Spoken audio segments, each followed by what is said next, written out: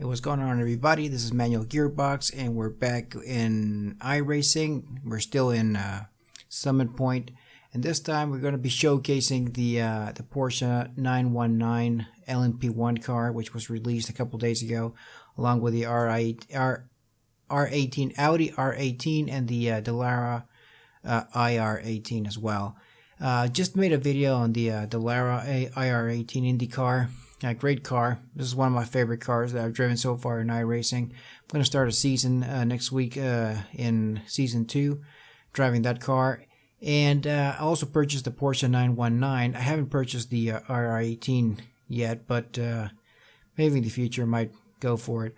I've always been a Porsche guy. You know, I love Porsches more than anything else. If I could ever have any car that I could get, it would definitely be an air-cooled 911. But, I'm not there yet, so I'm going to be patient. So the reason that I purchased the Porsche was because of that same reason. You know, I'm a Porsche guy. But to be honest with you, I've never been an LMP1 fan at all. You know, for me, GTE has always been the category to follow in WEC racing. That's where all the big brands are, you know, Porsche, you have Ford, Chevrolet, Aston Martin, BMW, well, you name it. But the car's available, so why not buy it and why not race it? You know, so I'll be honest with you. I mean, I'm just taking a look here at the garage, and we have the classic tires and tire pressures. We have two aero packages, low, that will be for racetracks like Monza and Le Mans, and the rest that will be high. And aero calculator, high. Downforce aero configuration. You have a center exit gurney. I have yet to know exactly where that is on the car itself. A lot of stuff to learn. It's like a very steep learning curve because look at all this stuff. You have the heave spring deflection, heave spring itself. I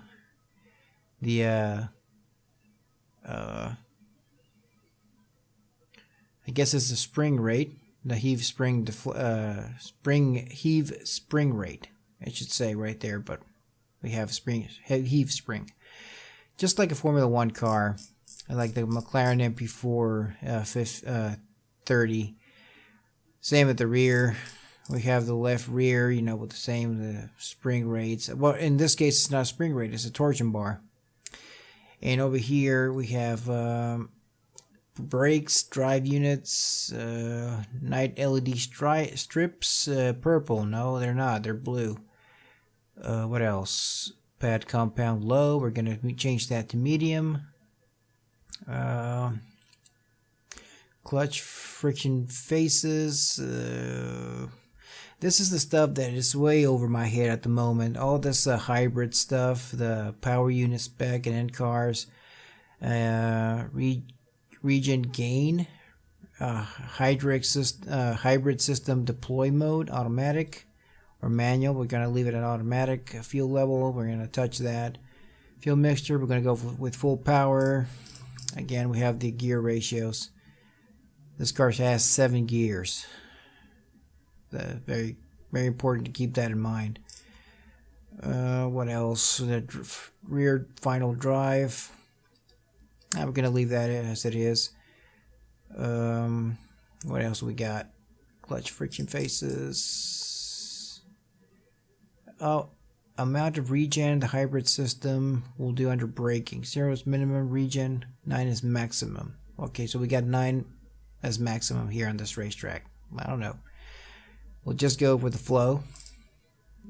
And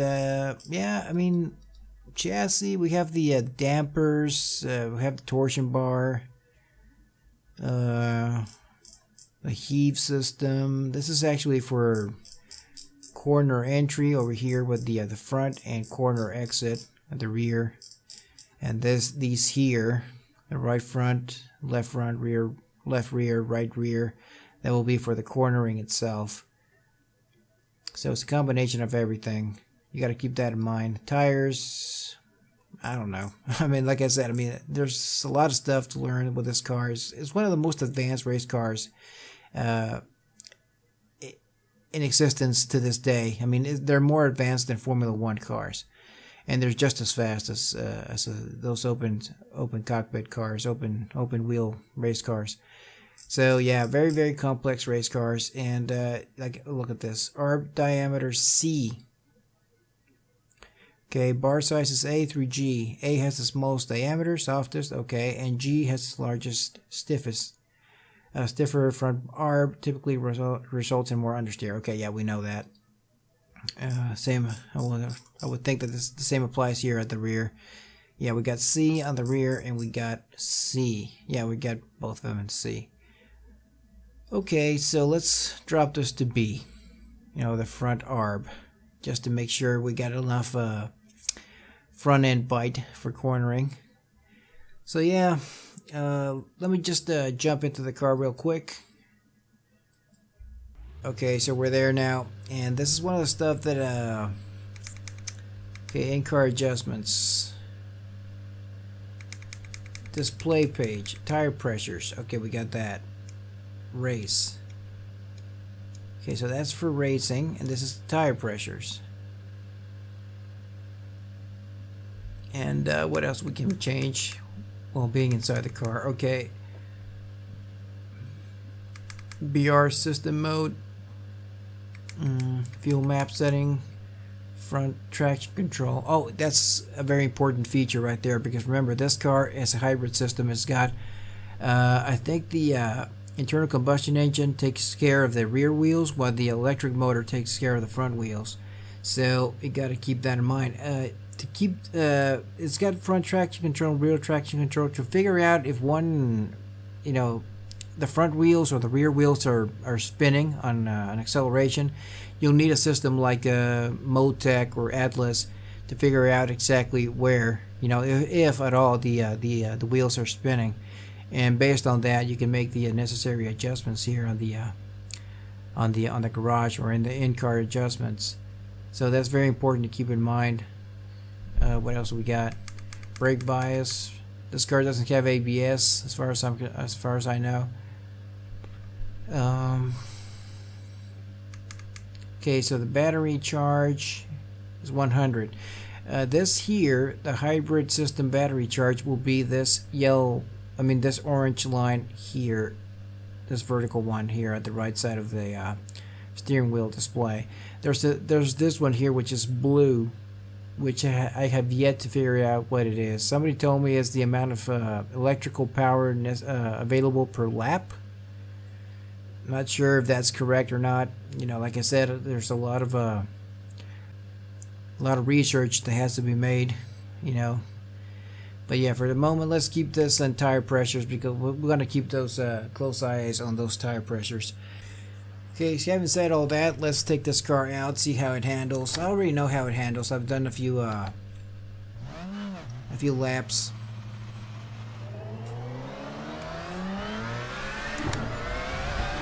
Listen to that V4 engine in the rear, 2-liter V4 engine, twin turbo.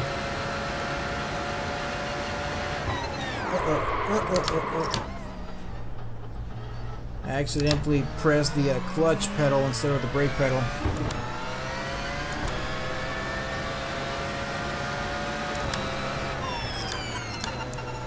One of the things you'll notice with this race car is the fact that outside visibility is almost non-existent.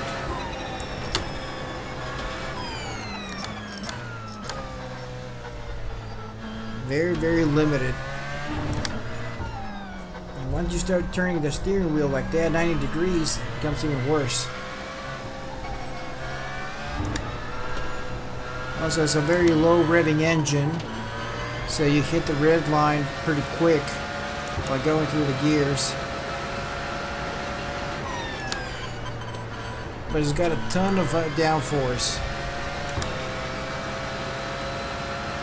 There you can see the blue vertical line disappearing as soon as we cross the start-finish line.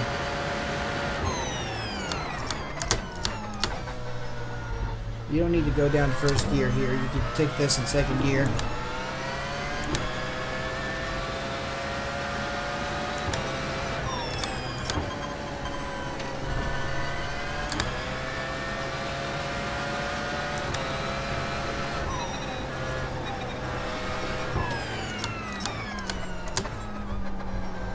for here, for example, you can't even tell where you're going with the steering wheel blocking your view.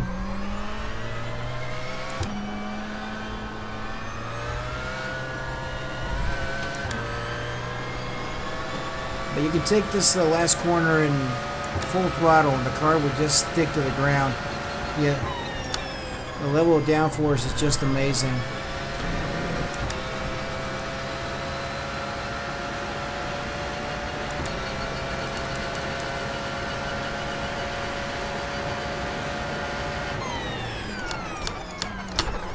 And the braking is also very, very impressive as well.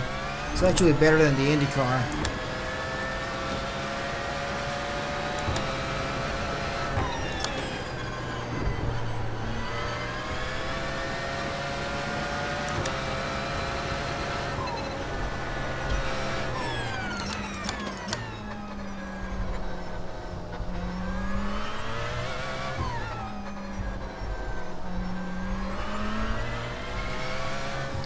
Very, very positive feedback from the steering wheel. I mean, you can actually feel those front tires gripping the tarmac.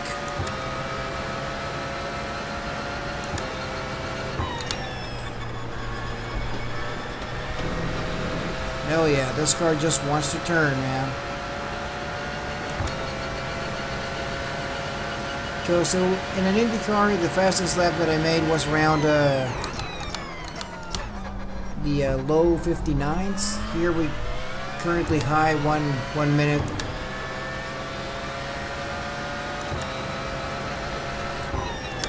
So it's almost 2 seconds slower than the Indy car. Maybe you're not pushing enough.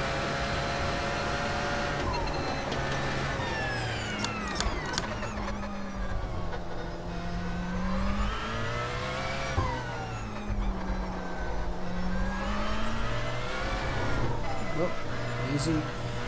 And as soon as the car went to oversteer, you can see, you can actually hear the lateral traction control. The engine just cuts down as soon as the car gets sideways. You know, it allows you to regain control a lot easier.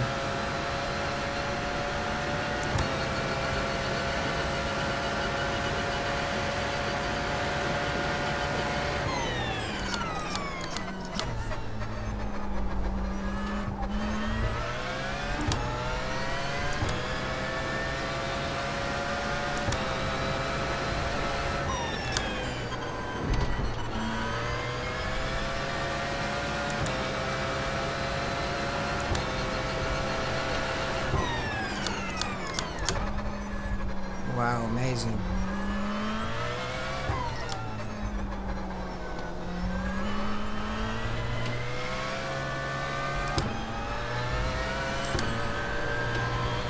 I'm gonna take this full throttle right here. I had to lift it a little bit.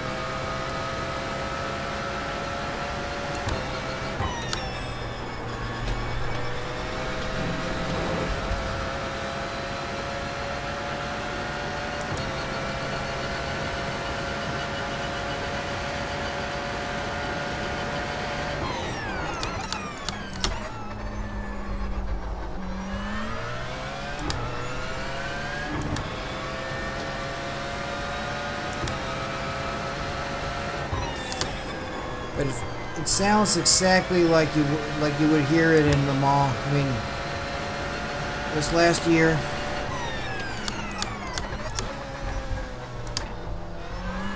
you hear the energy recovering system, the kinetic energy recovering system, the KERS. Every time you press the brake pedal, the car begins to slow down. You hear that whine. There's the KERS system, generating more energy to store it in the power storage unit, I think it's called.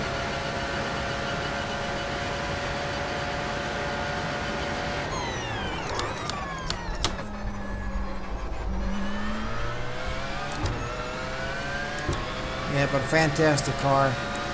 I mean, I'll still take the Indy car.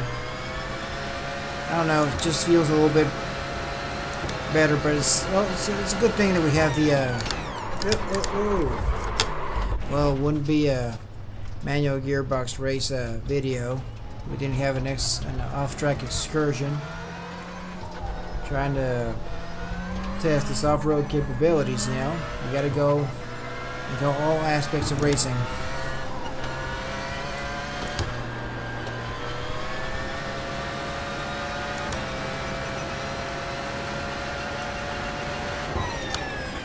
So one more lap and we'll park this baby. You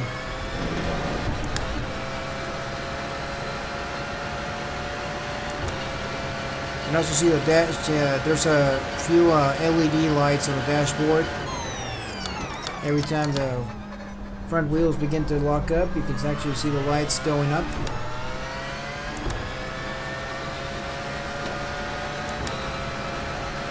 So that's obviously a good visual cue as to let you know what the car is doing. Very helpful.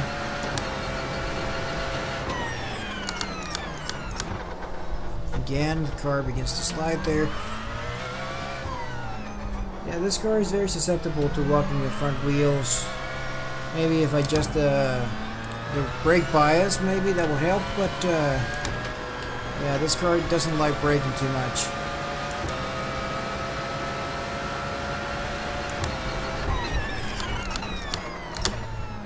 Oh my god, woo. There we are.